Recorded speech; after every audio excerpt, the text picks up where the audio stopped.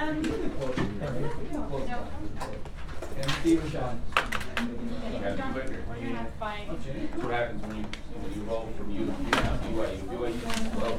Okay. All right, Mr. Arango, let's start. It has begun. Drop knowledge on. I'm going to drop some serious knowledge.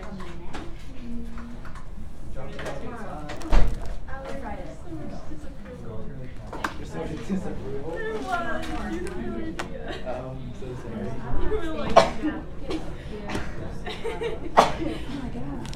I guess that's a very decision.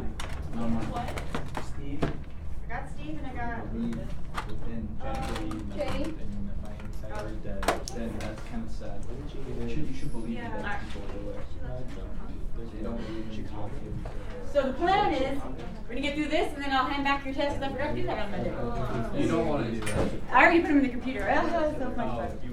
Alright, so FYI, you should probably look online and see if you're missing any assignments. You can get them into me so that your grade will go up. Just saying. Okay, so here we go, Latin America. So before we can talk about New Spain and this whole half of the world, we have to talk about why people even came over here. So I'm taking you all the way back to world history, and we're going to talk about the explorations of the 1400s.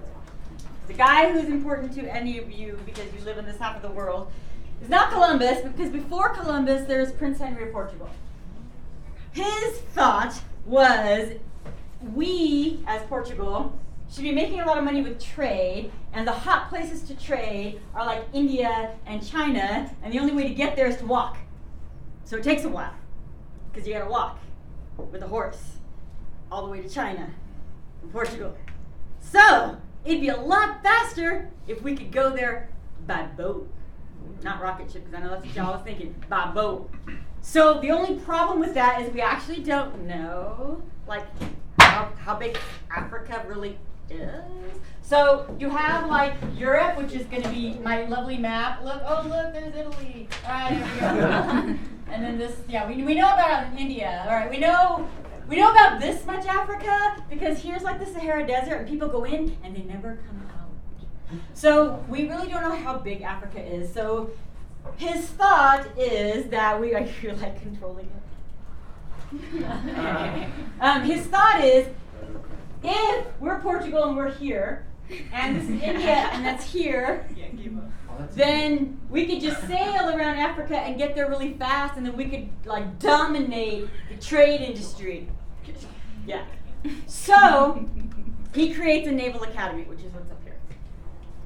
His idea was, we'll train like the world's best sailors so they can withstand really long voyages, and train to like deal with weathers and storms and all kinds of craziness. So we set up like the best naval academy in the world in Portugal. Captains from all over Europe came to this academy to train. He sends them off on their first mission. You do not need to know their names at all, but Vasco da Gama is the first. No. Bartholomew Diaz is the first, and he takes a cartographer with them because they're exploring new areas, and they get to where Africa starts to curve here, and they're thinking they have hit like the corner of Africa. Like now it's just smooth sailing to India. So they're sailing, they're like, woo, and then it curves, they're like, oh, it's curving down, and then it just keeps going and going. And they're like, holy crap, this is really big. See, looking on a real map. It goes all the way down. I mean, it's huge. So his supplies will run out when he gets to about here. So he's like, we can't keep going. So they go back, and it's going to be Vasco da Gama that actually makes it all the way to India. But you can sail around Africa, and there's all this new land to conquer while we're there. So there's all this great stuff. We can get there, and now it's only going to take us 6 months to get to India, and then 6 months back instead of having to walk all the way over there.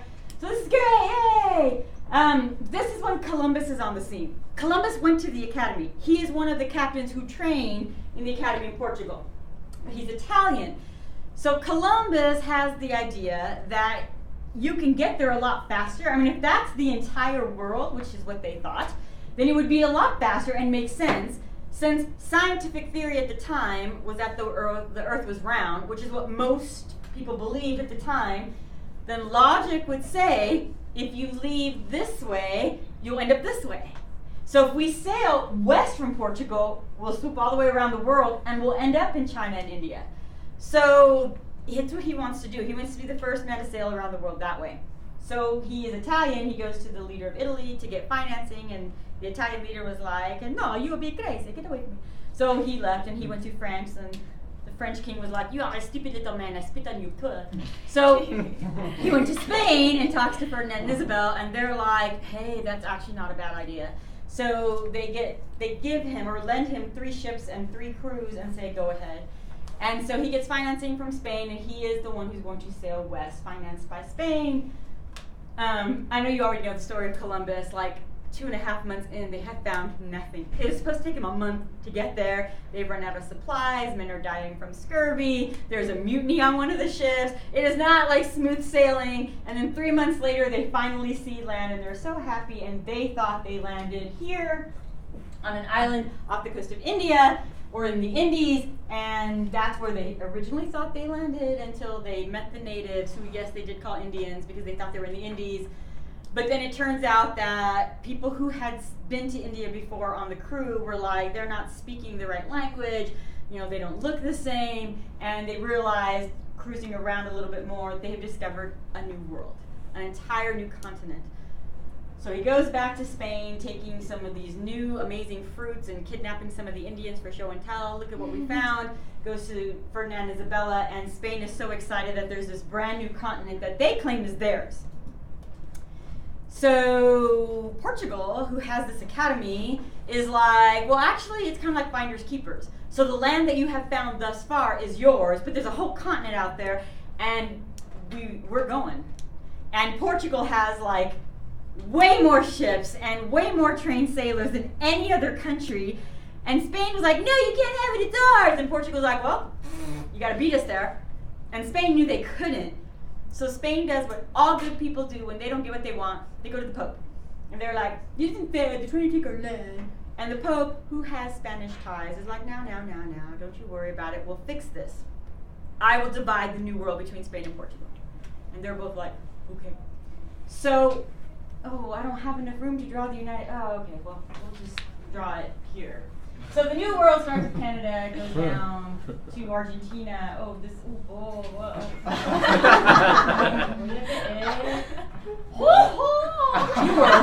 Perfect. So while Spain and Portugal have been arguing over who gets it, France has already come over here. So France has landed in what is now Louisiana and over here, and they're kind of cruising up what is today the Mississippi River. So they're already here. England's not in on it at all. So they're really thinking more like the land that's here. That's what they're going to split between Spain and Portugal. So the Pope, because he is the all-powerful man, right, the head of the Catholic Church, told everyone he would just draw a line down the New World. And all the land that is west of the line would belong to Spain, and all the land east of the line would belong to Portugal. And they wrote it down and made it official. So it is literally an official treaty with the Pope and Spain and Portugal. You do have to know the treaty. The treaty is the treaty, so this is the New World. This is Columbus. So it is between Spain and Portugal. It is the Treaty of Tordesillas.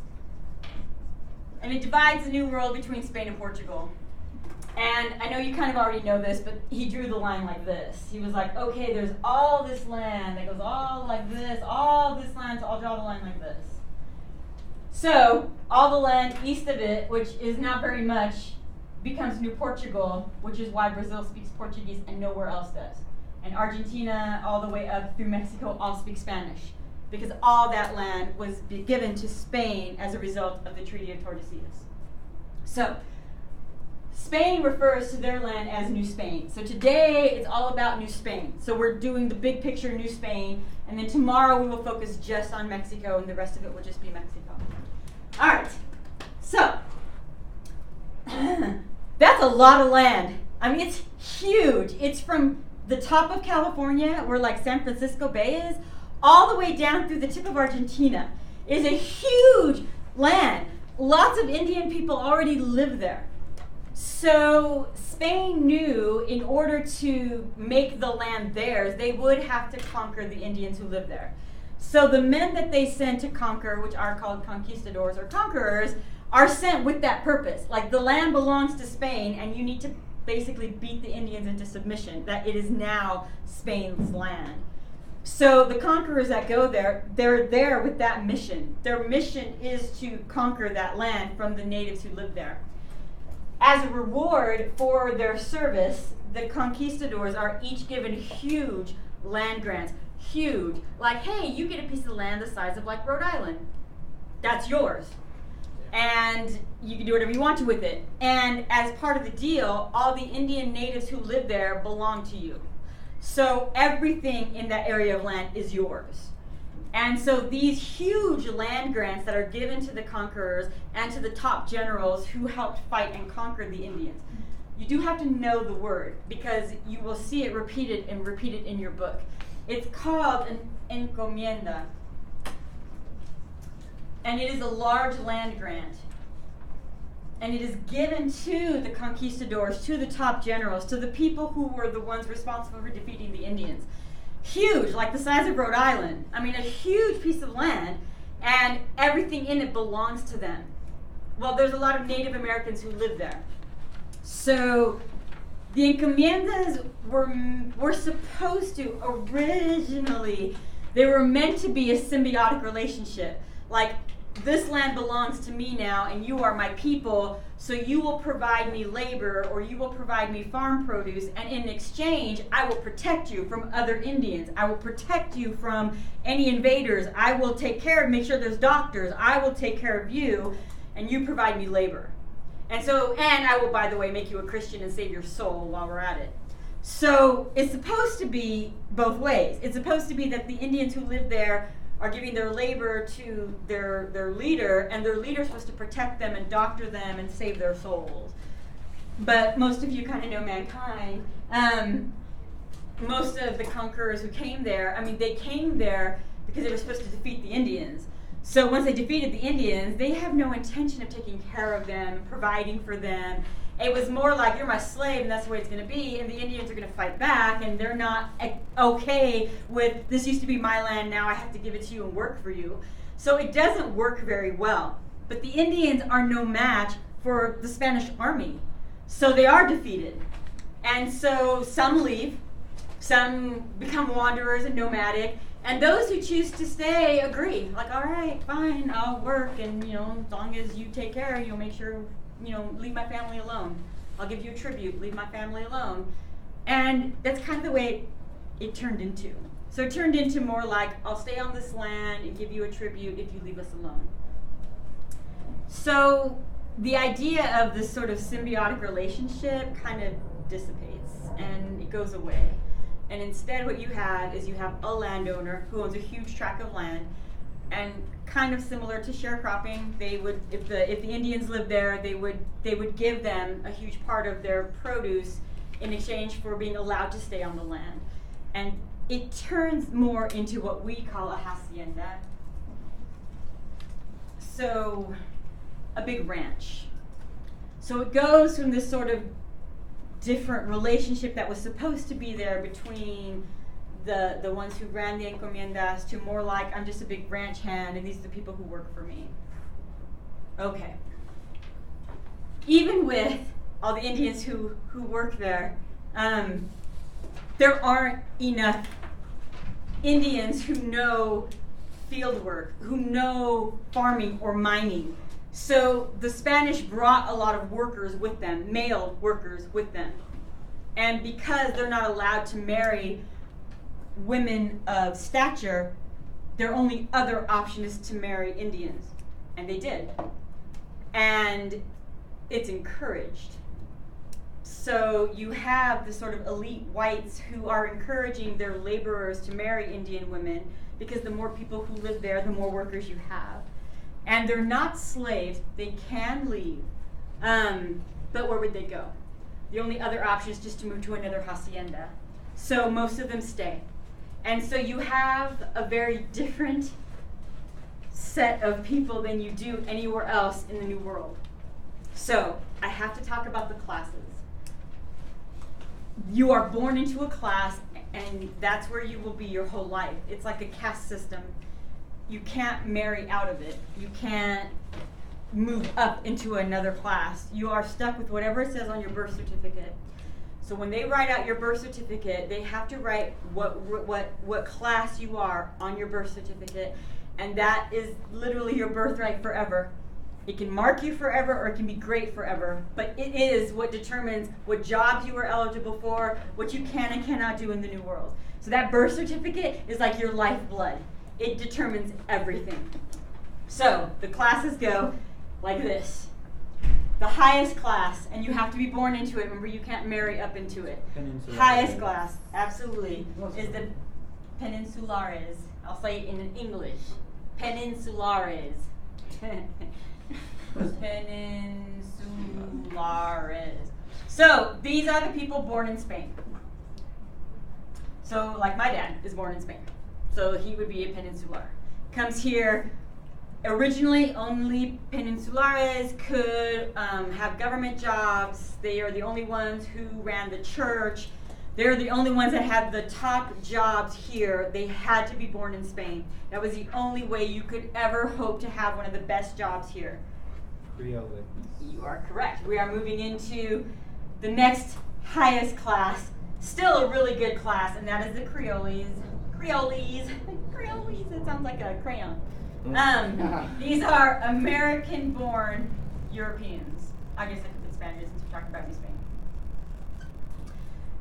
So that would be like me, right? My dad was born in Spain, but I was born here. My mom also, she was born in Cuba. Her parents are from Spain, but she was born here.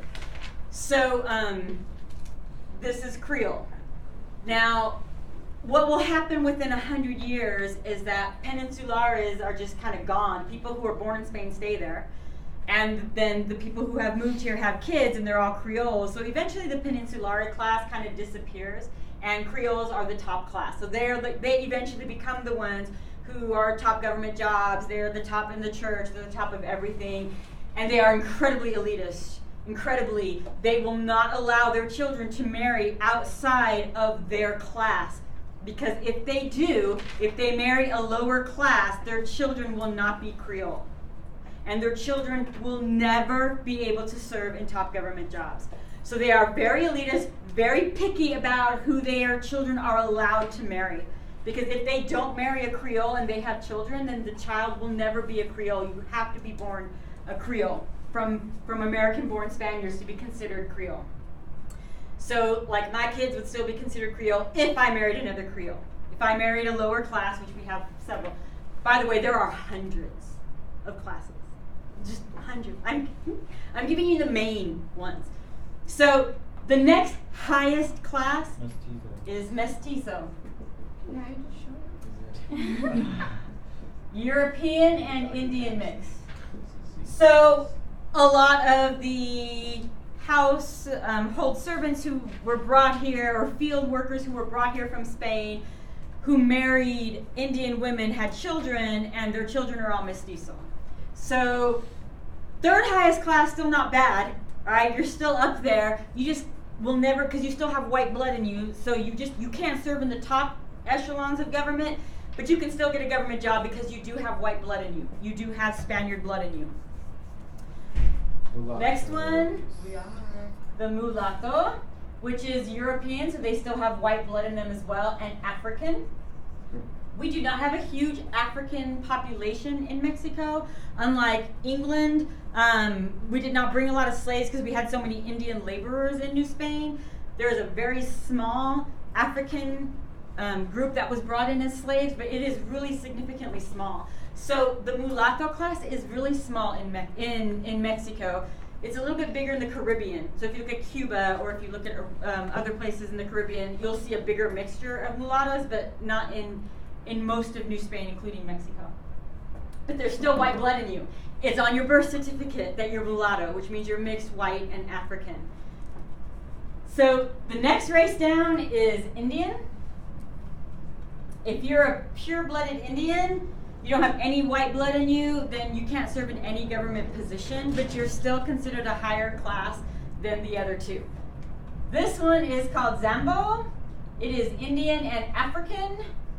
Because you have African blood in you, again, it's not a very big group, but there is African blood in them, which are considered in an inferior race, like it was in most parts of the world at the time, except Africa. And then at the very bottom, you have Africans. mainly because they're slaves. You don't have a significant or any free Africans who live in New Spain. All of them were forced over here.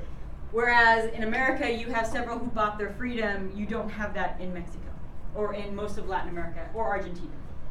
All right, and they're mostly slaves. Okay, now, there are hundreds of other classes. I gave you the main ones. But Mr. Arango, what happens if, like, your mom's mulatto and your dad is mestizo? They have a name for that. What if you have two mestizo grandparents, one Indian grandparent and a Zambo grandparent? They have a name for that. What if you have a Creole grandparent and then a mestizo grandparent, a mulatto grandparent, and an Indian? They have a name for that too. They have this ridiculously intricate chart of like races that go back like 4 or 5 generations. Well, if you have 4 great-grandparents that were it's crazy, but they do. And it's on your birth certificate and you can't get out of it. Whatever it says there is yours forever. So the person then who is making out the birth certificate like controls your whole life. And that is the Catholic priest. Considering how much power the Catholic Church had, and you all study history, so you all know this, they're incredibly powerful. These priests determined the class that's going to be written on your birth certificate. So, let's just say you are Creole and you marry a mestizo who's very white complected, right? Mestizo's white Indian, but she looks really white.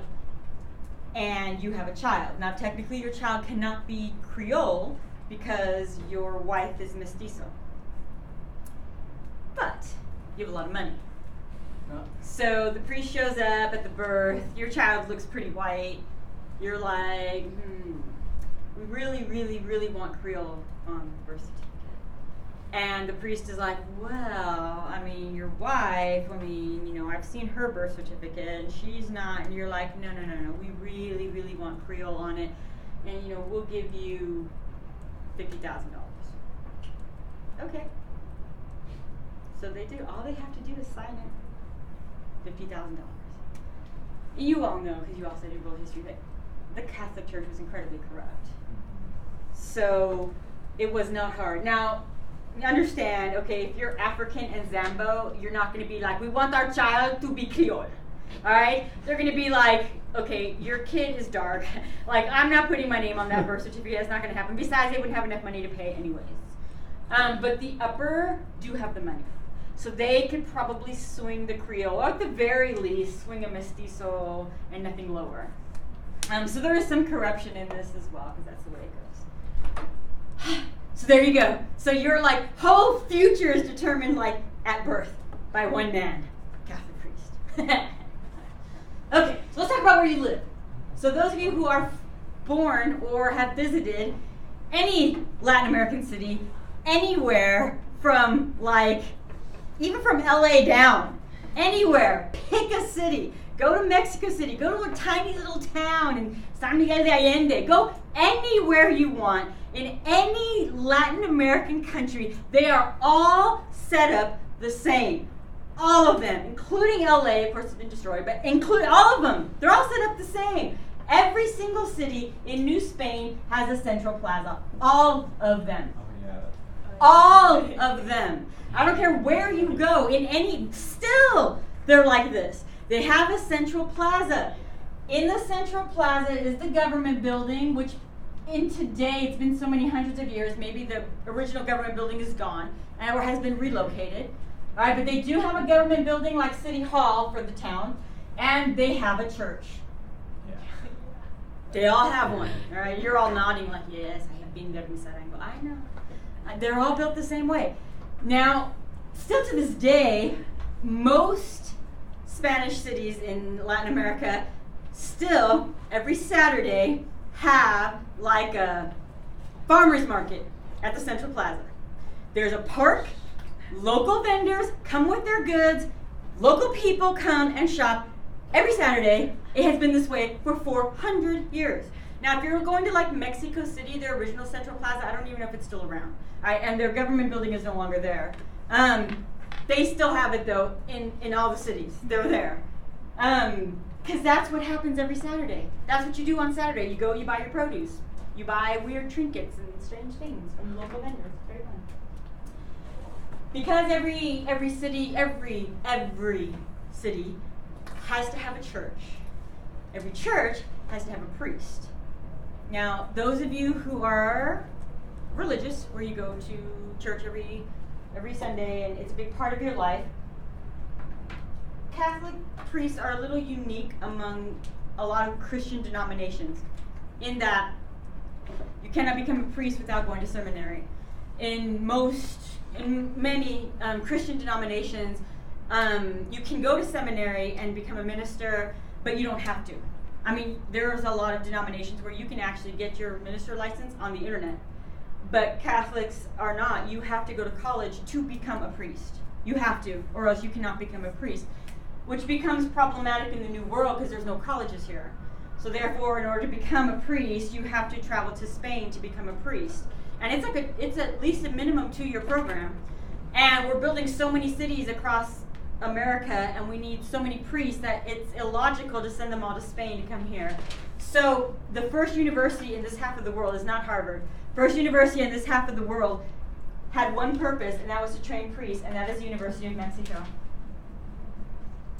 So the original purpose of the University of Mexico, just like the original purpose of Harvard, all right, because Harvard was our first college in America, same purpose for Harvard to train ministers, for the University of Mexico to train priests. Of course, University of Mexico is the largest university in this half of the world. It might be the whole world right now today. It has multiple campuses and millions of people.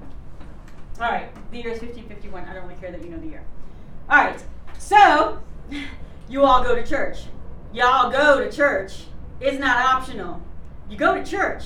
You go to Mass. You go to church. It's what you do. It's what everyone does. If you don't go there, people don't just gossip about you. They come to your house. It's like Puritan New England.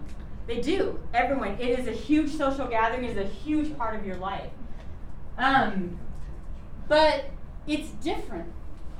New Spain is very different than New France and New England. You all studied American history. You know how we felt about Indians. We signed treaties to separate our races. France did as well. France is a lot more friendly with the Indians, and they would trade with them. Americans hated them. Hated Indians. We forever tormented Indians. We didn't even give them citizen status until the 1920s. We hate them so much. Whereas in New Spain, it's encouraged for whites and Indians to mix so that they can keep their elite class elite. So the cultural blending between the Indians and the Europeans is far more significant in New Spain than you will ever see in America. And you don't see it in America. We don't have it. There is nothing in typical American culture that is significant Indian. Nothing. I mean, unless you're really into like Southwestern art. That's it. If you're not into Southwestern art, it is not a part of your life. But if you are of Latin descent, there's a lot that is incorporated into your everyday life that you may not realize is from cultural blending. I'll talk about the two main areas right now. First is religion. Okay, so part of the whole encomienda thing was that you had to save their souls and convert them to Christianity. So within 100 or 200 years, pretty much all Indians have converted to Catholicism. It is the one religion in Mexico. It's the only allowed religion in Mexico. So pretty much everyone converts to Catholicism. And by the time we're 4 or 5 generations down, most Indians don't even know their ancestral beliefs. However, generations down, a lot of their grandparents or great-grandparent Indians' superstitions have incorporated their way into Catholicism. And if you look at the Catholicism of New Spain, in that basket, that one right there. Fantastic, thank you. The Catholicism of New Spain is very different than the Catholicism of Spain. I mean, Catholics in general are fairly superstitious, but New Spain Catholics are ridiculously superstitious. Like, you have to have a picture of Jesus above every door that leads out somewhere. It has to be there. I know we had them growing up. Like my grandfather, every time he walked out, there's a little picture of Jesus on our outside door. And every time he would walk out, he would do this and walk out of the, I mean, not even like consciously. It's all embedded into it. That is not something from space. That is something that is from here, ingrained in. And when you get to like the Caribbean, it's even better. Because when you get to places like Cuba and Haiti and Aruba, where there are Indians and Africans and Europeans who all kind of blended their cultures, you get a cool new version of Catholicism called Santeria that incorporates voodoo into Catholicism. And then you have this whole like praying to the saints and sacrificing all at the same time. Very cultural blended. By the way, if you guys are going to go to the University of Miami, you will encounter Santeria for certain. It is so embedded in Florida.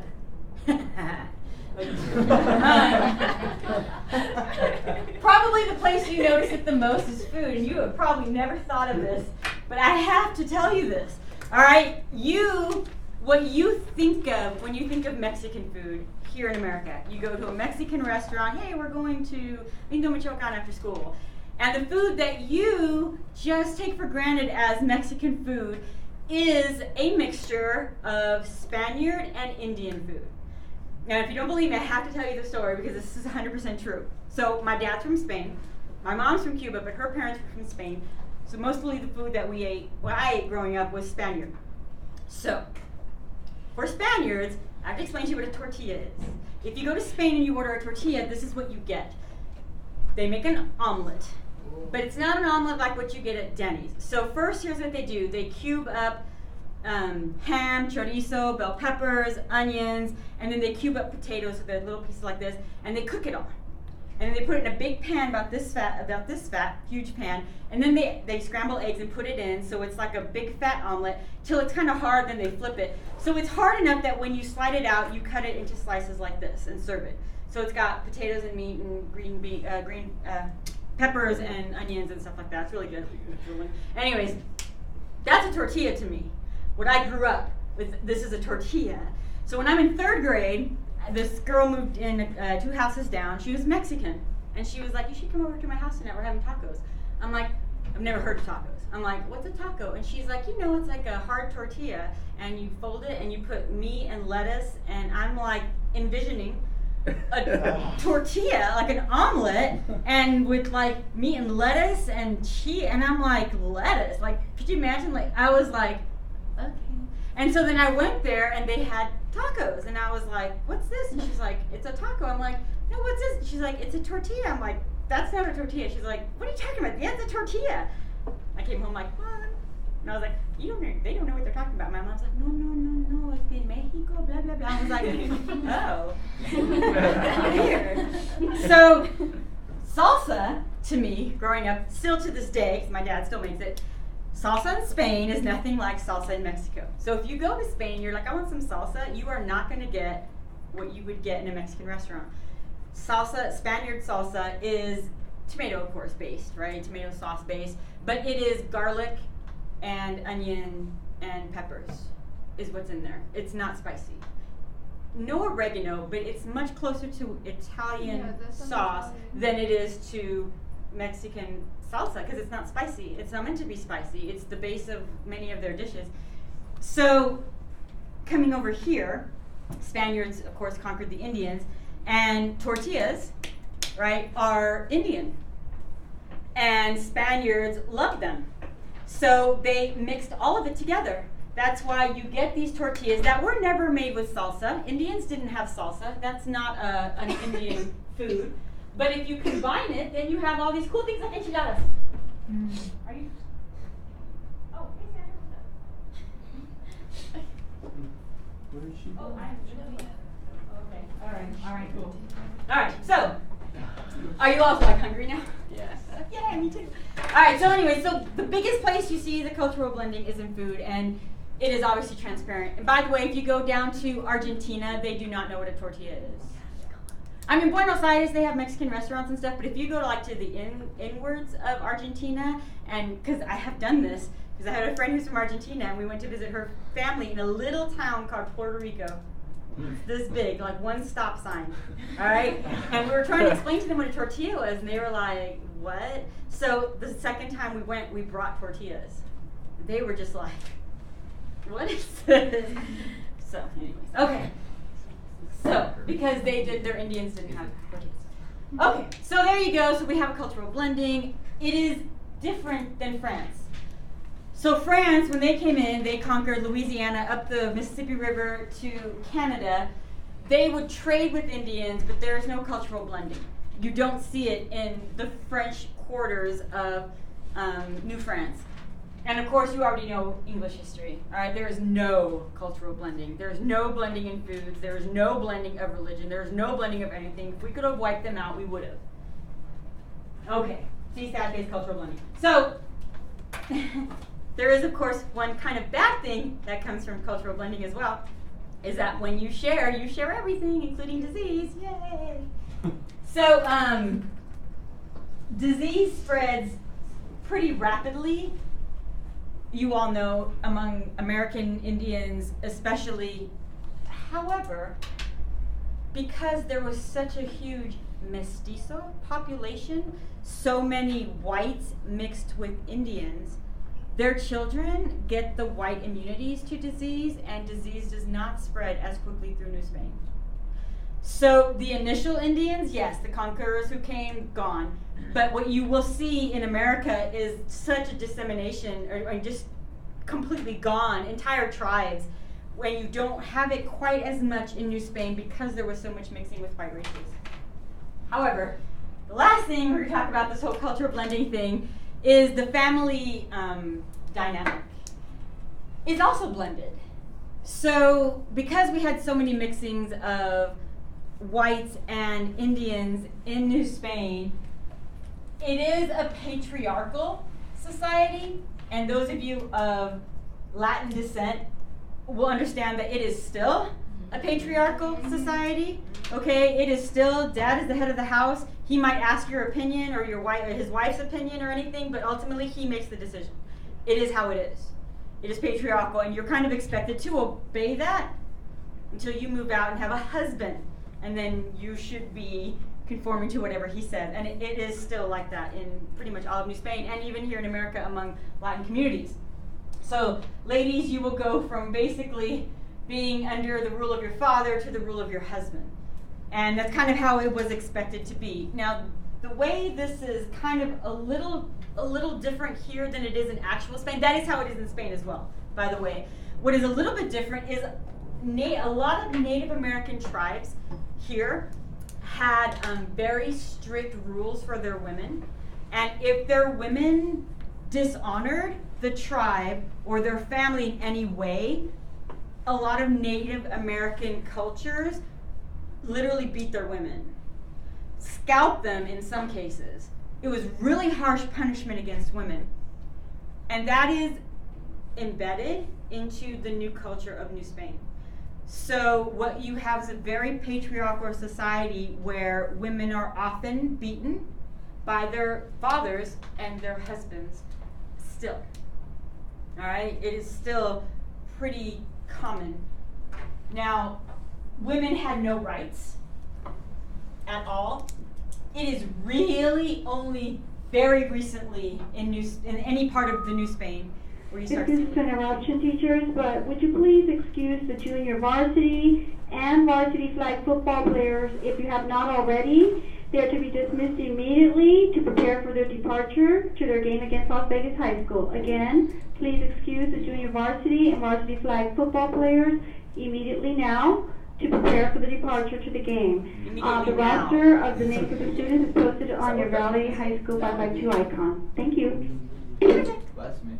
Could they just save time by just saying, hey, the teacher's checking in? No, that's way too simple. All right, so the idea of women having no rights, because that becomes a part of our story when we get to Mexico, and disciplining them. Most of you know the whole machismo thing in Latin America. It is very, very, very much still commonplace in Latin America for husbands to beat their wives, and it's not domestic abuse. So you're not going to call the police and say, my husband's beating me, because chances are the police would show up, make sure you're still breathing, and then be like, don't call us back. It's very commonplace. So it's not so much in America a view of Latin descent because it is considered domestic abuse in the United States. So very different though, that's just the different dynamic. All right, so questions? Okay, yes. I just said day one. Yeah, day one, woo, done. Okay, so now what's gonna happen is I'm gonna hand you back your tag.